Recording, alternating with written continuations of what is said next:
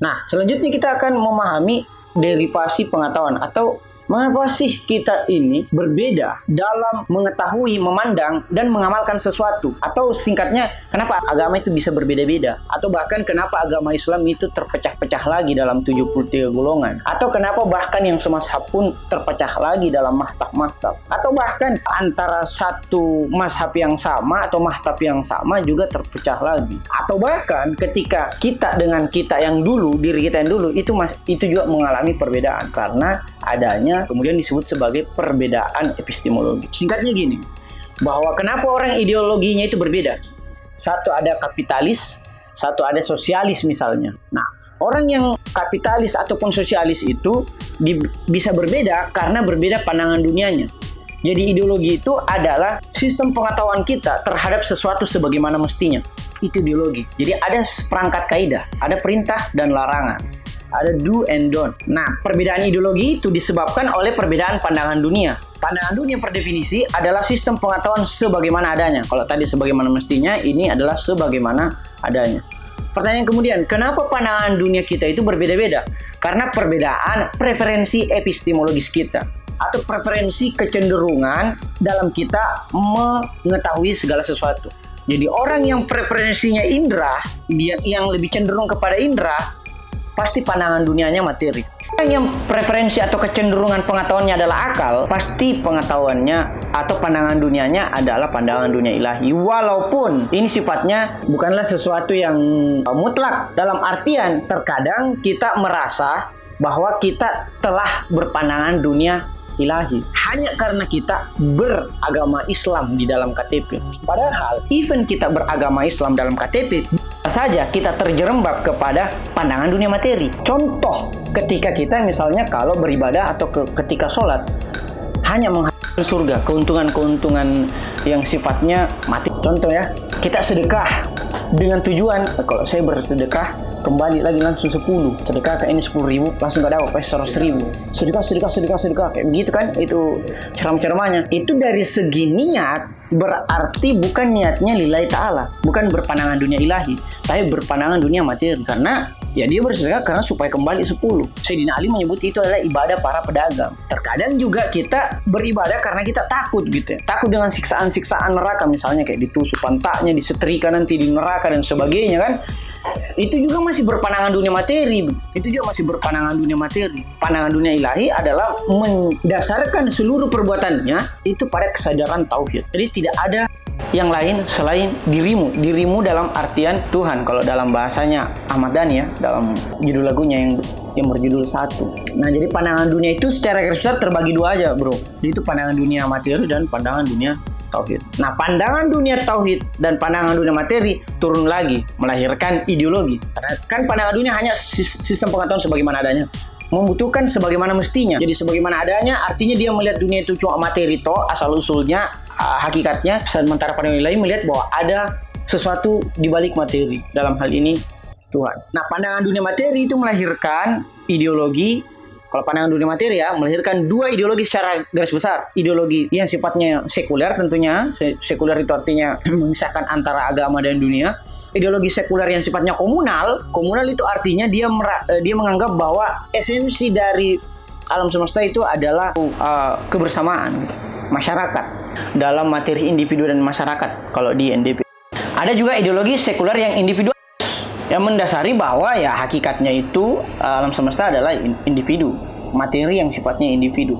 Nah, dari sekular komunal, kalau dalam ekonomi melahirkan komunisme, kalau dalam sosial melahirkan sosialisme. Sementara ideologi sekular individualis, kalau dalam ekonomi melahirkan kapitalisme. Kalau dalam segi politik misalnya melahirkan liberalisme. Itu semua isme-isme, paham-paham yang merupakan derivasi dari pandangan dunia. Sementara dalam pandangan dunia ilahi juga terbagi dua. Ada pandangan dunia ilahi yang sifatnya agama secara formal, misalnya Islamisme, misalnya Islamisme ISIS, misalnya fundamentalisme Myanmar, fundamentalisme Buddha di Myanmar, fundamentalisme Hindu di India, fundamentalisme Kristen misalnya di Barat. Itu semua adalah ideologi-ideologi agama yang sifatnya formal. Dia menjadikan agama hanya sebagai alat untuk mencapai tujuan-tujuan politiknya. atau bahasa kerennya fundamentalisme agama. Sementara ideologi agama yang satu yang mendasari pada agama yang satu tetapi sifatnya substansi. Contoh misalnya Republik Islamik Iran. Makanya bukan disebut Republik Islam Iran. Sebenarnya itu penafsiran yang salah. Kenapa? Karena ada kata Islami, Republik Islamik Iran atau Republik Iran yang Islami kalau kita mau terjemahkan dalam bahasa Indonesia. Karena dia tidak merujuk kepada satu agama formal, tapi merujuk kepada sifat. Karena beda Islam, beda Islami. Oke? Ada yang Islam belum tentu Islami. Ada yang non-Muslim atau tidak Islam, tapi bisa saja dia Islami. Seperti kata Gamal Abdel Nasser atau Hasan al-Banna ketika ke Prancis, dia kemudian memandang Prancis. Prancis kan dengan Afrika Utara itu berdekatan. Jadi dia bilang, saya ke Prancis dan saya tidak melihat Islam. Saya kembali ke Mesir, saya melihat Muslim, tapi saya tidak melihat Islam.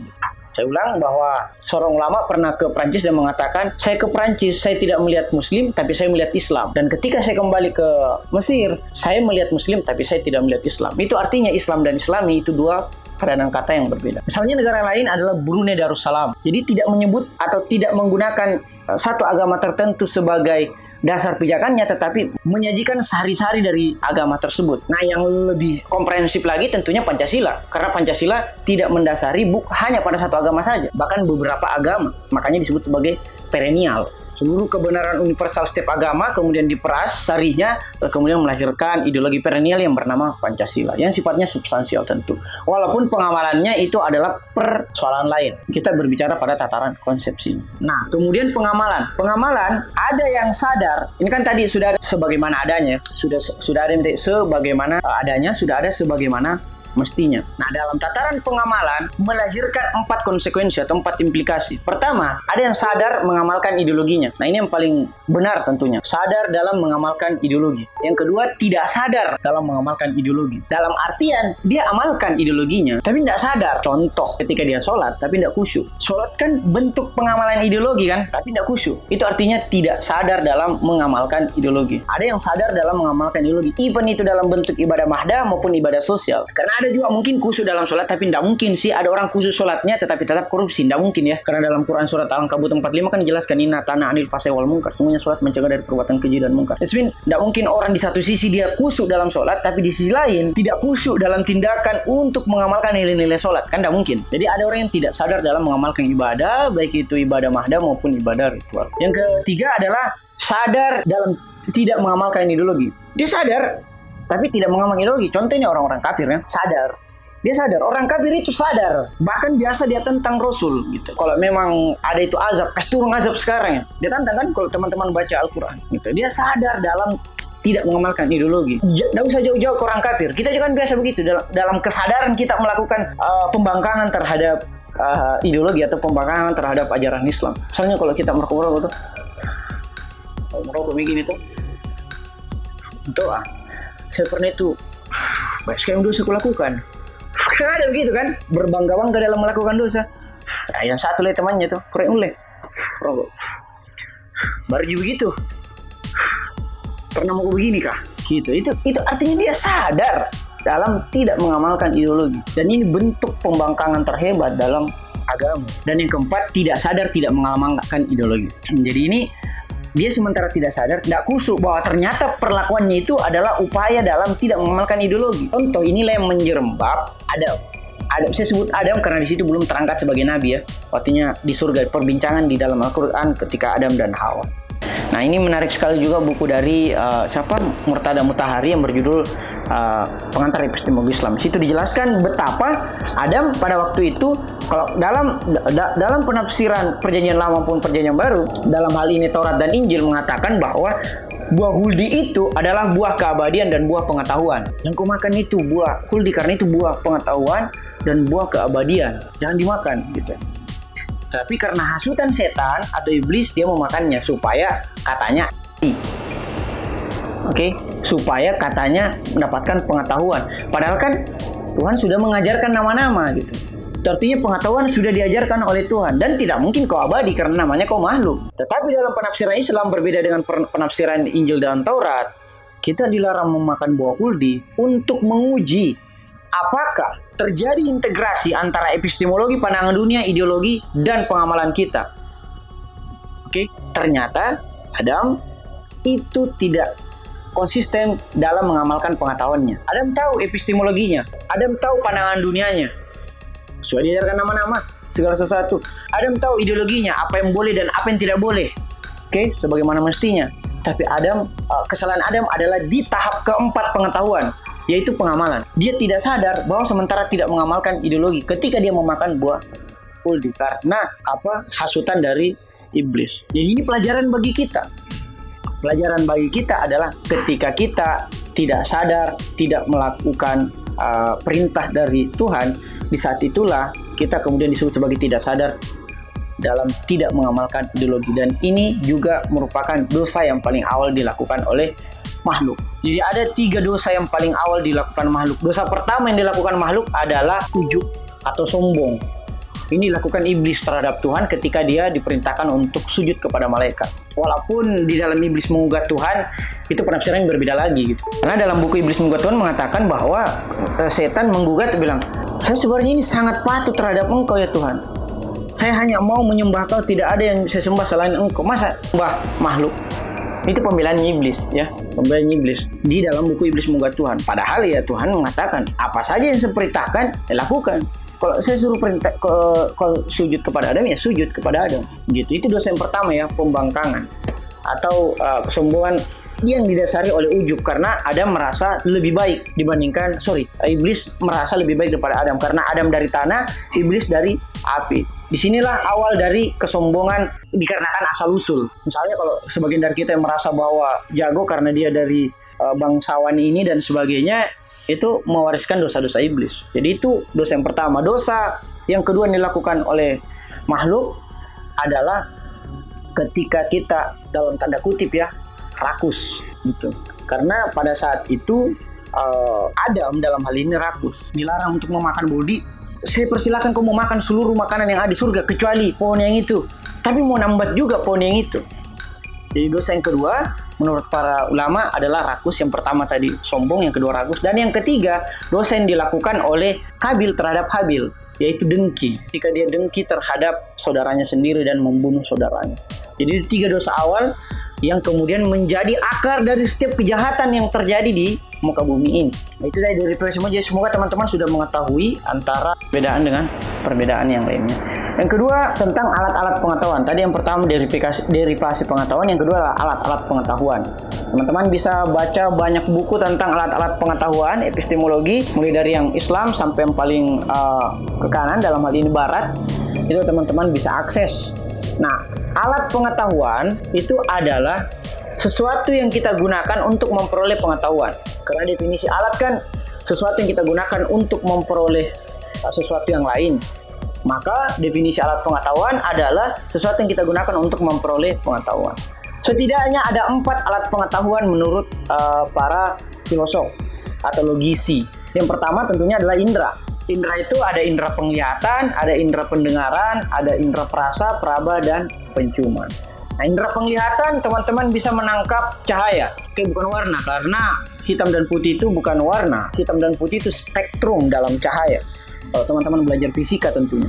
Nah, jadi indera penglihatan itu menangkap cahaya, indera pendengaran itu menangkap gelombang bunyi atau suara, indera perasa itu menangkap rasa, asam, manis, dan sebagainya.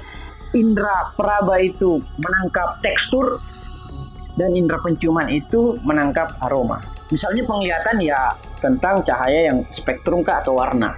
Pendengaran ya gelombang-gelombang, apakah suaranya keras, nyaring, dan sebagainya, merdu atau tidak. Perasa ya seperti tadi, asam, manis, pahit, dan sebagainya. Peraba, apakah teksturnya halus, lembut, kasar, dan sebagainya. Termasuk juga suhu itu ditangkap oleh perabaan kita, kulit kita. Dan penciuman, aromanya apakah wangi atau busuk. Itu semua ditangkap oleh indera. Nah, mereka yang concern pada indera, bahwa satu-satunya atau alat pengetahuan yang paling sahih adalah indera, disebut sebagai empiris, itu berdasar pada indera atau pengalaman. Nah, alat pengetahuan yang kedua adalah hayal. Hayal ini dapat meng-compare dan bisa meng-combine. Meng-compare itu seperti apa? Untuk menentukan tinggi dan rendah, cantik dan tidak cantik. Karena tidak ada yang jelek ya. Perempuan itu tidak ada yang jelek. Perempuan itu cuma 2. Kalau bukan cantik, lain-lain dilihat. Tidak ada yang jelek tadi, lain-lain dilihat. Gitu ya. Cantik dan yang manis lah, oke? Nah, untuk membedakan antara tinggi rendah semuanya itu membutuhkan komparasi, dan komparasi itu diabstraksi oleh hayal kita. Nah, begitupun dengan fungsi kedua dari hayal adalah kombinasi. Dia bisa mengcombine sesuatu yang sebenarnya tidak ada di alam materi. Contoh misalnya konsep tentang gunung emas. Ada gunung dan emas, kan tidak ada tuh gunung yang emas semua kan. Nah, itu bisa ada di alam hayal kita. Begitupun dengan konsep bidadari. Ada di sini bidadari? Yang nanti perempuan ada kita ya. Tidak ada ya. Bidadari itu konsepnya secara materi tidak ada. Tapi konsepnya secara imateri atau dalam alam hayal kita ada. Ketika kita menggabungkan atau mengkombinasikan antara wanita cantik dengan sayap merpati. Lahirlah konsep bidadari. Itu bidadari. Saya pernah punya pertanyaan sama senior. Kalau memang ada bidadari di surga, bagaimana laki-laki? Bagaimana perempuan? Ada bidadara. Masa bidadari juga dia lesbi dong di dalam surga nanti? Kan tidak mungkin. Jadi ada juga konsep tentang pasangan perempuan. Dan pasangan terbaik di surga adalah pasangan kita yang ada di dunia. Yang kemudian berwujud sangat indah nanti di alam akhirat. Yang paling getol menyuarakan hayal atau alam bawah sadar sebagai fokus studi pengetahuannya adalah mazhab psikoanalisis dari Sigmund Freud. Jadi alam bawah sadar atau hayal itu sangat digandrungi oleh psikoanalisisnya Sigmund Freud. Yang ketiga adalah hati atau penyucian jiwa. Nah, hati atau penyucian jiwa ini juga alat pengetahuan yang digunakan oleh sufi, yang ilmu pengetahuan disebut sebagai tasawuf atau mistisisme. Nah, hati atau penyucian jiwa itu subjektif sifatnya. Subjektif apa? Bahwa berbeda antara satu subjek dengan subjek yang lain. Misalnya kalau kita menonton drama Korea ya, bisa saja perempuan itu menangis ketika nonton drama Korea. Saya biasa aja gitu. Apakah ini dramanya gitu, cengengnya gitu. Itu karena subjektif. Kalau kita bicara hati.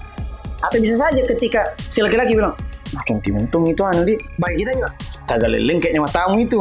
Lagi-lagi itu wajar adanya karena hati itu subjektif. Makanya ada istilahnya orang-orang dulu itu, kalau jatuh cinta ngerti kucing rasa coklat. Kenapa? Karena subjektif. Oke? Jadi ada mau coba atau sama bulan sini coba masa lagi jatuh cinta kayak ini kebetulan nih ada teh kucing, kan enggak mungkin ya.